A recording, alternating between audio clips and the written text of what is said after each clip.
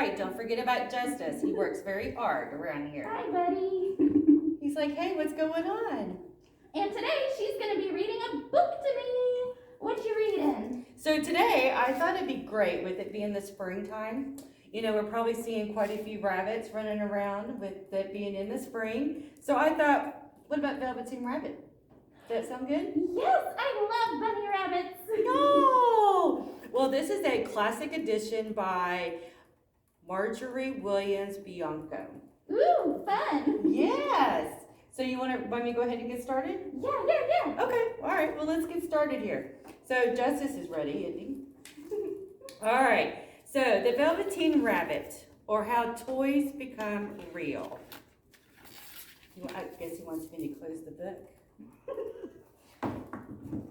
All right, there was once a Velveteen Rabbit, and in the beginning he was really splendid. He was fat and bunchy as a rabbit should be. His coat was spotted brown and white. He had real thread whiskers, and his ears were lined with pink satin. On Christmas morning, when he sat wedged in the top of the boy's stocking with a sprig of holly between his paws, the effect was charming. There were other things in the stocking, nuts and oranges and a toy engine and a chocolate almond and a clockwork mouse. But the rabbit was quite the best of all. For at least 2 hours, the boy loved him. And then the aunts and uncles came to dinner. There was a great rustling of tissue paper and an unwrapping of parcels. And in the excitement of looking at all the new presents, the Velveteen Rabbit was forgotten. Oh, no. I know, very sad, right? Mm-hmm. All right, let's see what's next here.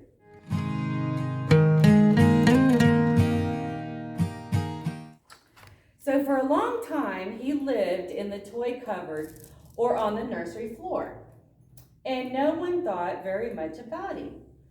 He was naturally shy, and being only made of velveteen, some of the more expensive toys quite snubbed him. The mechanical toys were very superior and looked down upon everyone else. They were full of modern ideas and pretended they were real. The model boat, who had lived through 2 seasons and lost most of his paint, caught the tone from them and never missed an opportunity of referring to his rigging in technical terms. Whoa. So the rabbit couldn't claim to be a model of anything, for he didn't know that real rabbits existed. He thought they were all stuffed with sawdust like himself, and he understood that sawdust was quite out of date and should never be mentioned in modern circles. Even Timothy, the jointed wooden lion. Justice, do you not want to listen anymore? The lion, who was made by the disabled soldiers and should have had broader views, put on airs and pretended he was connected with government. Between them, all the poor little rabbit was made to feel himself was very insignificant and commonplace. Aw, you're not common, rabbit. Exactly, right? He's loved just like everybody else is. Mm-hmm. And the only person who was kind to him at all was the skin horse. Oh. A horse? A horse? Could it be Justice? Maybe that's why he's fussy. He's embarrassed. Exactly, that's what it is. So the skin horse had lived longer in the nursery than any of the others. He was so old that his brown coat was bald in patches and showed the seams underneath. And most of the hairs in his tail had been pulled out to string bead necklaces. He was wise, for he had seen a long succession of mechanical toys arrive to boast and swagger, and by break their mainsprings and pass away. He knew that they were only toys and would never turn into anything else. For nursery magic is very strange and wonderful, and only those playthings that are old and wise and experienced, like the skin horse, understands all about it. What is real? Asked the rabbit one day when they were lying side by side near the nursery fender before Nana came to tidy up the room. Does it mean having things that buzz inside you and a stick-out handle? Does it? Does it? Well, real isn't how you are made, said the skin horse. It's a thing that happens to you. When a child loves you for a long, long time, not just to play with, but really loves you, then you can become real. I wonder if that's how Princess or Justice feels. Yeah, maybe Justice was a toy and then was loved so much that he became a real horse. That's a really good idea. Let's see. Does it hurt? Asked the rabbit. Sometimes, said the skin horse, for he was always truthful. When you are real, you don't mind being hurt. Well, does it happen all at once, like being wound up? Or bit by bit? Well, it doesn't happen all the time, said the skin horse. You become. It takes a long time. That's why it doesn't happen often to people who break easily, or have sharp edges, or have to be carefully kept. Generally, by the time you are real, most of your hair has been loved off, and your eyes have dropped out, and you get loose in the joints, and then you're very shabby. But these things don't matter at all, because once you are real, you can't be ugly except to people who don't understand. I suppose you are real, said the rabbit. And then he wished he had not said it, for he thought the skin horse might be very sensitive. But the skin horse, he just smiled. The boy's uncle made me real, he said. That was a great many years ago. But once you are real, you can't become unreal again. It lasts for always. The rabbit sighed. He thought it would be a long time before this magic called real happened to him. Yeah. He longed to become real, to know what it felt like, and yet the idea of growing shabby and losing his eyes and whiskers was really sad. He wished that he could become it without those uncomfortable things happening to him. There was a person called Nana. She ruled the nursery. Sometimes she took no notice of the playthings lying about, and sometimes, for no reason, for whatever, she went swooping about like a great wind and hustled them away into the cupboards. She called this tidying up, and the playthings all hated it. I hate tidying up. I know, I do too, especially the tin ones. The rabbit didn't mind it so much, for whenever he was thrown, he came down softly. One evening when the boy was going to bed, he couldn't find the china dog that always kept him, that always slept with him. Nana was in a hurry, and it was too much trouble to hunt for the china dogs at bedtime. So she simply looked about her, and seeing that the toy cupboard door stood open, and she made a swoop. Here, she said, take your old bunny. He'll do to sleep with you. And she dragged the rabbit out by one ear and put him into the boy's arms. That night, and for many nights after, the Velveteen rabbit slept in the boy's bed. At first, he found it rather uncomfortable for the boy, who hugged him very tight. And sometimes he rolled over him, and sometimes he pushed him so far under the pillow that the rabbit could scarcely breathe. Oh, I know. And he missed, too, those long moonlight hours in the nursery when all the house was silent, and his talks with the skin horse.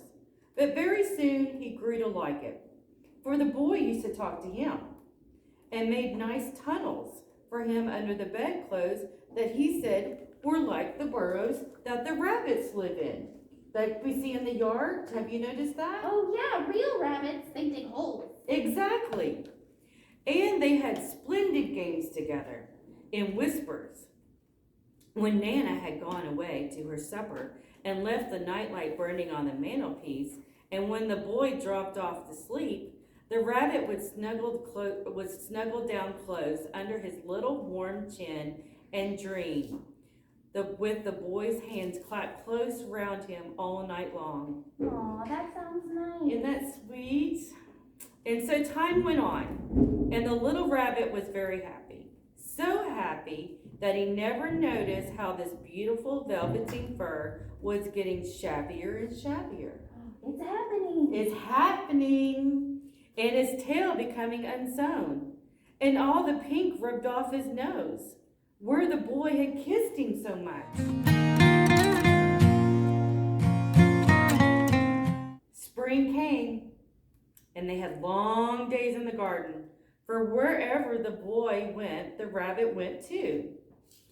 He had rides in the wheelbarrow and picnics on the grass, and lovely fairy huts built for him under the raspberry canes behind the flower border. And once, when the boy was called away suddenly to go out to tea, the rabbit was left out in the lawn until it was long after dusk. And Nana had to come and look for him with the candle because the boy couldn't go to sleep unless he knew where he was. Yeah. Yes, he can't go to sleep without him. Nope. And he can't be left outside. So he was wet through with the dew and quite earthly from diving into the burrow the boy had made for him in the flower bed. And Nana grumbled as she rubbed him off with the corner of her apron. "You must have your old bunny," she said. "Fancy all that fuss for a toy." The boy sat up in the bed and he stretched out his hands and he says, "Give me my bunny," he said. Yeah. "You mustn't say that. He isn't a toy. He's real." He's real. That's right. So when the little rabbit heard that he was happy, for he knew that what the skin horse had said was true at last. The nursery magic had happened to him, and he was a toy no longer. He was real. Yay! Yay! The boy himself had said it. He was real. That night, he was almost too happy to sleep. And so much love was stirred in his little sawdust heart that it almost burst. And into his boot-button eyes that had long ago lost their polish, there came a look of wisdom and beauty. So that even Nana noticed it the next morning when she picked him up and said, "I declare, if that old bunny hasn't got quite a knowing expression." Oh, he knows all right. That's right. That was such a wonderful summer. Near the house where they lived, there was a wood, and in the long June evenings, the boy liked to go there after tea to play. He took the Velveteen rabbit with him, and before he wandered off to pick flowers or play in the brigades among the trees, he always made sure that the rabbit had a little nest somewhere among the bracken, where he would be quite cozy, for where he was a kind-hearted little boy, and he loved his bunny to be comfortable. One evening while the rabbit was lying there alone, watching the ants that ran to and from between his velvet paws in the grass, he saw two strange beings creep out of all the tall grass near him.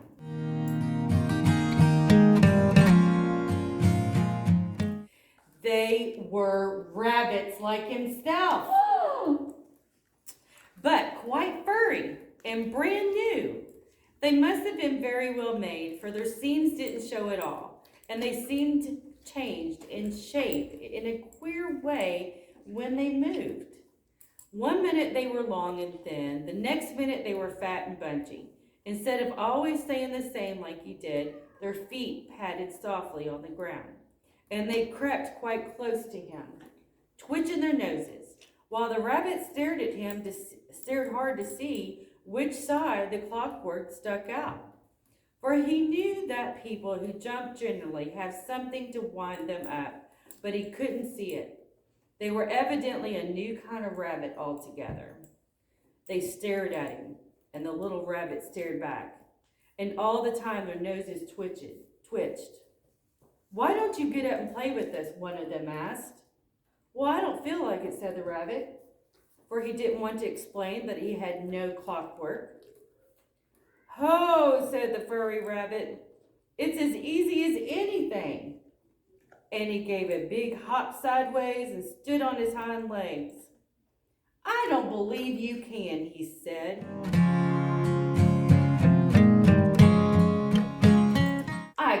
said the little rabbit. I can jump higher than anything. He meant when the boy threw him, but of course he didn't want to say so. Can you hop on your hind legs? Asked the furry rabbit. There was a dreadful question, for the Velveteen rabbit had no hind legs at all. The back of him was made all in one piece, like a pincushion. He sat still in the bracken and hoped that the other rabbits wouldn't notice. I don't want to, he said again. But the wild rabbits have very sharp eyes, and this one stretched out his neck and looked. He hasn't got any hind legs, he called out. Fancy, a rabbit without any hind legs? And he began to laugh. I cried. I have, cried the little rabbit. I have got hind legs. I am sitting on them. And then stretch them out and show me like this, said the wild rabbit. And he began to whirl around and dance till the little rabbit got quite dizzy. He said, I don't like dancing. I'd rather sit still. But all the while he was longing to dance, for a funny new tickly feeling ran through him, and he felt he would give anything in the world to be able to jump about like these rabbits did.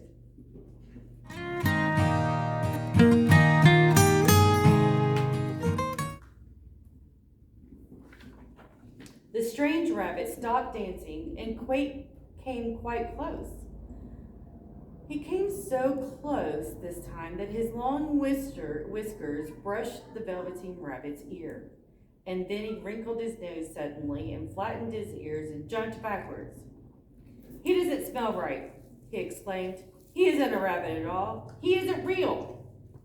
I am real, said the little rabbit. I am real. The boy said so. And he nearly began to cry. Just then there was a sound of footsteps, and the boy ran past near them with a stomp of feet and a flash of white tails. The two strange rabbits disappeared. Come back and play with me, he called the little rabbit. Oh, do come back. I know I am real. But there was no answer. Only the little ants ran to and from, and the bracken swayed gently where the two strangers had passed. The Velveteen rabbit was all alone. Oh dear, he thought. Why did they run away like that? Why couldn't they stop and talk to me? Yeah, that's kind of sad. For a long time he lay very still, watching the bracken and hoping that they would come back. But they never returned. And presently the sun sank lower, and the little white moths shuddered out, and the boy came and carried him home. Weeks passed, and the little rabbit grew very old and shabby. But the boy loved him just as much. He loved him so hard that he loved all the whiskers off, and the pink lining to his ears turned gray, and his brown spots faded. He even began to lose his shape, and he scarcely looked like a rabbit. He scarcely looked like a rabbit anymore, except to the boy. To him, he was always beautiful, and that was all that the little rabbit cared for. He didn't mind how he looked to other people, because the nursery magic had made him real. And when you are real, shabbiness doesn't matter.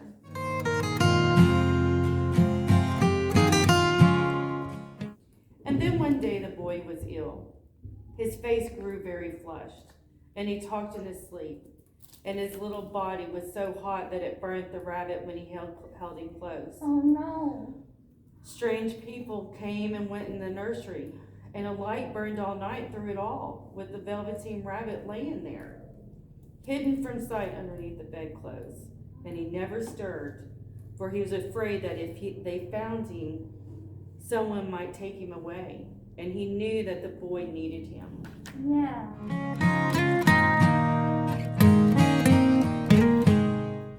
It was a long, weary time, for the boy was too ill to play, and the little rabbit found it rather dull, with nothing to do all day long. But he snuggled down patiently and looked forward to the time when the boy should be well again, and they would go out in the garden amongst the flowers and the butterflies and play splendid games in the raspberry thicket like they used to. That sounds so fun. Doesn't it? All sorts of delightful things he planned, and while the boy lay half asleep, he crept up close to the pillow and whispered them in his ear, and presently the fever returned and the boy got better. He was able to sit up in bed and look at picture books, while the little rabbit cuddled close at his side. And one day, they let him get up and get dressed. It was a bright sunny morning, and the window stood wide open. They had carried the boy out on the balcony, wrapped him in a shawl, and the little rabbit lay tangled up among the bedclothes, thinking. The boy was going to the seaside tomorrow. Everything was arranged, and now it only remained to carry out the doctor's orders. They talked about it all, while the little rabbit lay under the bedclothes, with just his head peeping out, and he was listening. The room was to be disinfected, and all the books and toys that the boy had played with in bed must be burnt. Hurrah! Thought the little rabbit. Tomorrow we shall go to the seaside. For the boy had often talked of the seaside, and he wanted very close to see the big waves coming in, and the tiny crabs, and the sand castles. Just then, Nana caught sight of him. How about his old bunny, she said. That, said the doctor, why, it's a mass of scarlet fever germs. Burn it at once. No, not the Velveteen What? rabbit. Nonsense. Get him a new one. He must not have that anymore. And so the little rabbit was put into a sack with the old picture books and a lot of rubbish, and carried out to the end of the garden behind the fowl house. That was a fine place to make a bonfire. Only the gardener was too busy just then to attend to it. He had the potatoes to dig and the green peas to gather, but next morning he promised to come quite early and burn the whole lot. That night the boy slept in a different bedroom, and he had a new bunny to sleep with him. It was a splendid bunny, all white plush with real eyeglasses, but the boy was too excited to care very much about it. For tomorrow he was going to the seaside, and that in itself was such a wonderful thing that he could think of nothing else. And while the boy was asleep, dreaming of the seaside, the little rabbit lay among the old picture books in the corner behind the fowl house, and he felt very lonely. The sack had been left untied, and so by wiggling a bit, he was able to get his head through the opening and look out. He was shivering a little, for he had always been used to sleeping in a proper bed, and by this time his coat had worn so thin and threadbare from hugging that it was no longer a protection to him anymore. Aww. Nearby he could see the thicket of raspberry canes, growing tall and close like a tropical jungle, in whose shadow he had played with the boy on bygone mornings. He thought of those long sunlit hours in the garden, how happy they were, and a great sadness came over him. He seemed to see them all pass before him, and more beautiful than the other, the fairy huts in the flower bed, the quiet evenings in the wood when he lay in the bracken, and the little ants ran over his paws, the wonderful day when he first knew that he was real. He thought of the skin horse, so wise and gentle, and all that he had told him. Of what use was it to be loved and lose one's beauty and become real if it all ended like this? And a tear,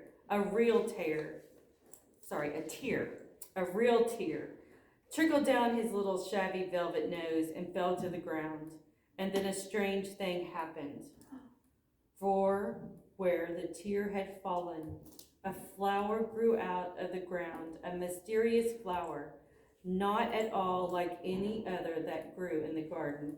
It had slender green leaves, the color of emeralds, and in the center of the leaves, a blossom like a golden cup. That sounds beautiful. Doesn't it sound beautiful? It was so beautiful that the little rabbit forgot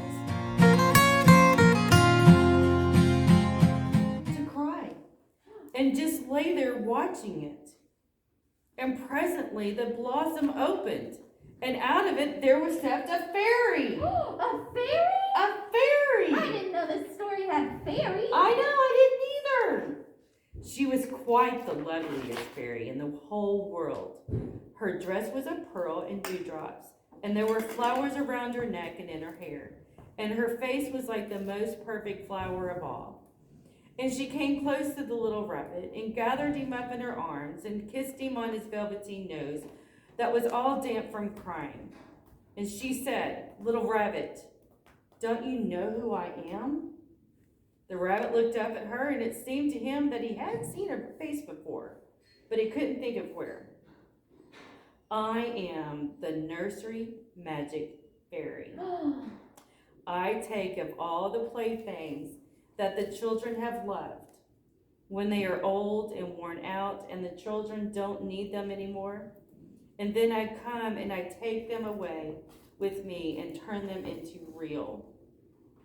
"Wasn't I real before?" asked the little rabbit. "You were real to the boy," the fairy said, "because he loved you. Now you shall be real to everyone." And so she held the little rabbit close in her arms and flew with him into the woods. It was light now, for the moon had risen. All the forest was beautiful, and the fronds of the bracken shone like frosted silver. In the open glade between the tree trunks where these wild rabbits danced with their shadows on the velvet grass. But when they saw the fairy, they all stopped dancing and stood around in a ring to stare at her.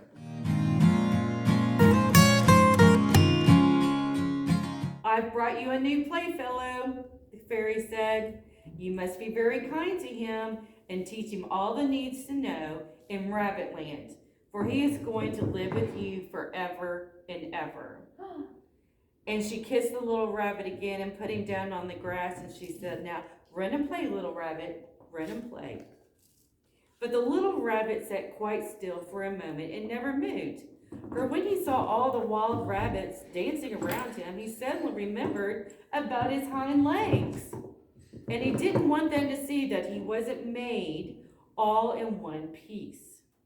He didn't know that when the fairy kissed him that last time, she had changed him altogether. Does he have legs now? I think he does. Oh And he might have sat there a long time, too shy to move. And if just then something hadn't tickled his nose, and before he thought what he was doing, he lifted his hind toe to scratch it. And he found that he actually had hind legs. Yay! Instead of dingy velveteen, he had brown fur, soft and shiny. His ears twitched by themselves, and his whiskers were so long that they brushed the grass. Wow! He gave one leap, and the joy of using those hind legs was so great that he went springing about the turf on them, jumping sideways and whirling around as the others did, and he grew so excited that when at last he did stop to look for the fairy, she had gone. He was a real rabbit at last, at home with the other rabbits.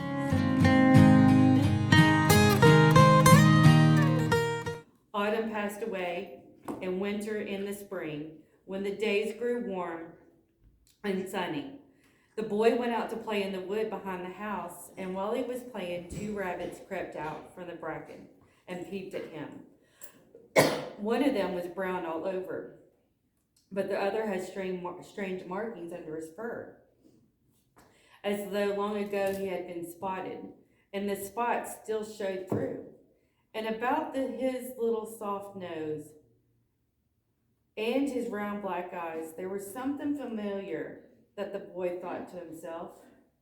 Why, he looks just like my old bunny that was lost when I had scarlet fever. But he never knew that it really was his own bunny, come back to look at the child who had first helped him to be real.